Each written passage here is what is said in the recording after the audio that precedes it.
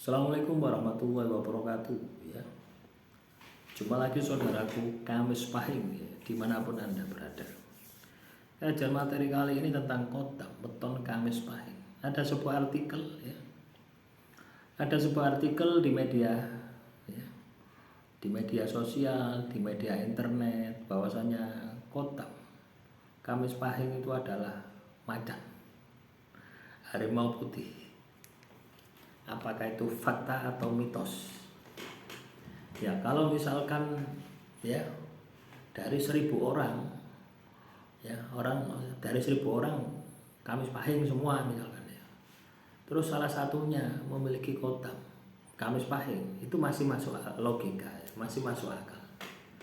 Tapi kalau orang itu lahir procot ya, terus jumlahnya 1.000 Kamis Pahing atau lebih lah, terus tiba-tiba memiliki kota ya, pendamping harimau, itu namanya halusinasi ya.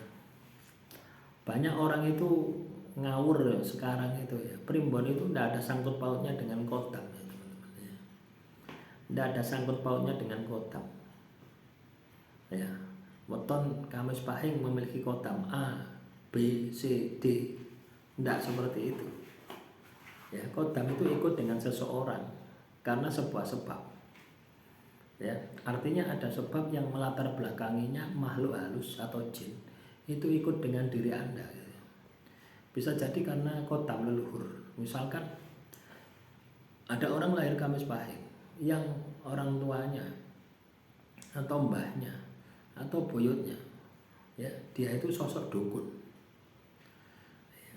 Dukun duwe cekelan ya, duwe prewangan kodam itu ya.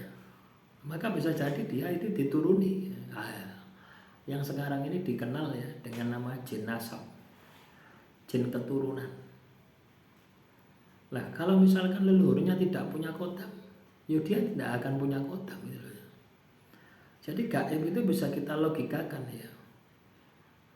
Ya. Kata siapa gaib itu tidak bisa dilogikakan? Gaib itu bisa dilogikakan sepanjang kamu itu paham, sepanjang kamu itu menguasai ya, secara praktisi itu menguasai dan pernah berhubungan dengan kodam ya. Jadi kalau orang yang lahir Kamis Pahing memiliki kodam pendamping harimau, itu namanya mitos ya, bukan fakta ya. Sumber kodam tadi satu ya, ada dari leluhur. Yang kedua dari keilmuan ya. Kalau misalkan teman-teman Kamis Pahing pernah belajar ilmu hikmah, contoh Asma Sungai Raja, Kulhu Geni, Kulhu Sungsan, Kulhu Derga, RDR, Payung Rasul, maka di dalam tubuhmu akan ada kotak dari jenis keilmuan. Atau Anda mengamalkan Aji Bandung Bondowoso, Sun Mata Ajiku, Ajiku si Bandung Bondowoso misalkan, lembu sekilat, kebal bacok, kebal tembak, itu bukan ilmunya yang membuat Anda kebal. Ilmu itu adalah password untuk memanggil kotak, dan Anda tebus dengan tirakat, membaca zikirnya, membaca mantranya, atau puasa ngebleng pati geni putih dan sebagainya. Nah, itu sumber yang kedua ya, kodam ilmu. Tentunya ketika kamu mendapatkan kodam dari jenis keilmuan ini, sudah pasti beda, walaupun ya, amalan yang kamu baca itu sama ya. Saya baca Asma Sungai Raja, kamu baca Asma Sungai Raja, itu kodamnya juga beda. Jadi dua tadi ya, kodam leluhur, kodam keilmuan. Yang ketiga, kodam pusaka ya. Anda dikasih pusaka misalkan oleh mbah Anda, orang tua Anda, dan di dalam pusaka itu ada jinnya, ada makhluk halusnya. Nah, itu bisa mendampingi Anda ketika cocok, ketika selaras ya. Tapi biasanya pusaka itu akan cocok ya, biasanya ya 90% akan cocok.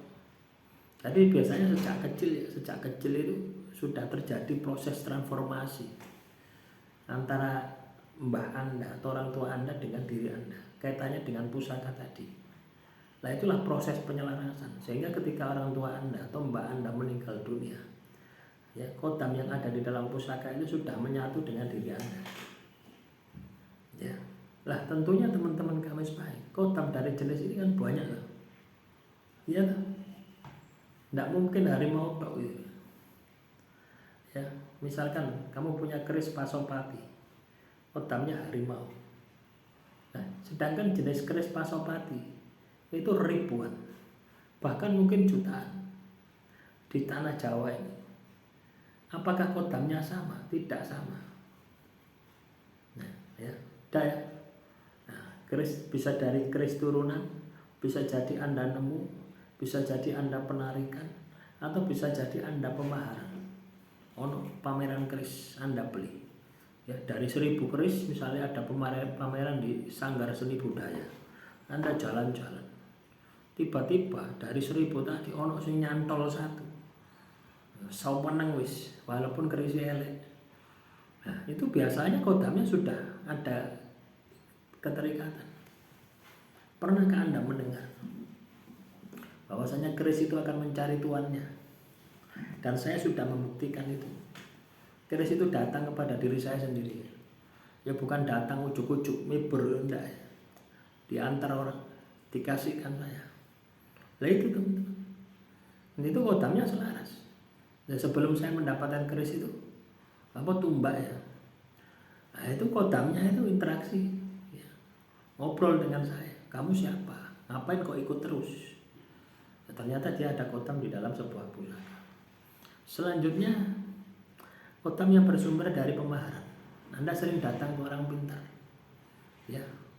Pasang susuk, pasang pagar badan, pasang pagar rumah, anti bacok, anti tembak dan sebagainya. Nah, itu kebanyakan 90% itu adalah kodam. Nah, tentunya jenisnya berbeda. Nah, inilah yang saya mau jelaskan. Artinya, teman-teman Kamis Pahing, ketika kamu punya kodam, sudah pasti kodammu pasti berbeda. Bukan macan. Ya ada salah satu macan ada. Misalkan dari 1000 ada 10 gitu ya, bisa jadi ada. Ya, dan jangan tergoda dengan kodam jenis macan ya. Kodam jenis macan itu tidak sesakti ya. Tidak sekuat tampangnya ya.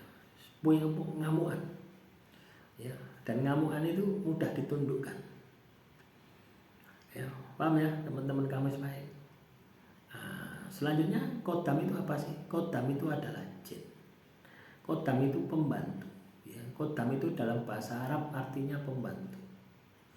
Dalam bahasa Jawa prewangan, dalam bahasa Indonesia pembantu, dalam bahasa Arab kodam. Ya, bahasa itu diakulturasi dalam bahasa Indonesia sehingga makna seramnya ya.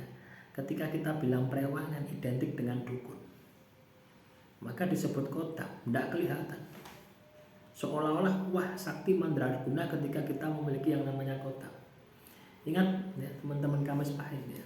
Ketika Anda ya, memiliki kodam, maka Anda harus bisa melihatnya. Satu, melihat.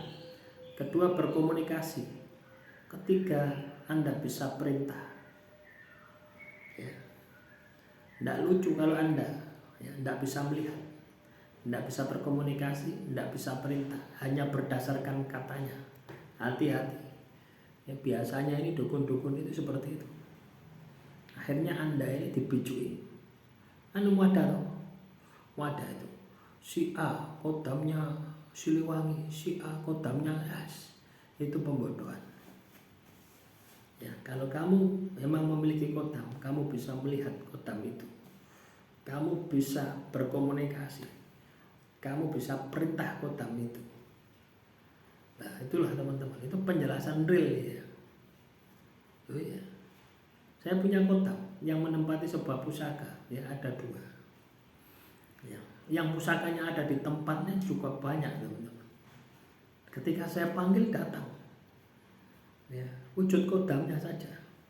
Pusakanya ya ada di kuburan ya, ya ada seperti itu.